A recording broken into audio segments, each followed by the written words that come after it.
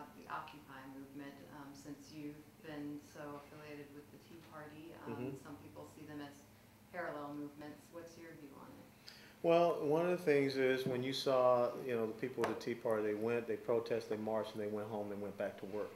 I think that's the big difference between this Occupy movement. I think the Occupy movement came out, and I could agree with them on one simple thing.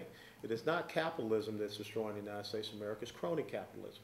It's a government that's taking taxpayer funds, and it is pushing it off to pick the winners and the losers in the private sector. The private sector is about risk, and people have to mitigate that risk. And if there are no consequences to bad business practices or policies or making bad products, guess what happens? Everyone sits around, and it's kind of like Little League Baseball. Everyone gets a trophy. So then you just go to the government and you say, I need some taxpayer dollars. And furthermore, we don't need a government that thinks they're now the new venture capitalists, where we're taking taxpayer dollars and based upon ideological agendas, we're trying to prop up certain companies. So I think that is where I could agree with people on Occupy Wall Street. Now, when they start talking about end capitalism, replace it with what?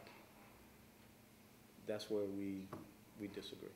So I think that the Tea Party, when you look at them, limited government, constitutionally mandated, fiscal responsibility, individual responsibility and accountability, free market, free enterprise, strong national defense. That's their core beliefs. I don't understand what the core beliefs are for the Occupy movement. And furthermore, I think that it has gotten to a point of, it's not about civil disobedience, which is where it is now going into that realm.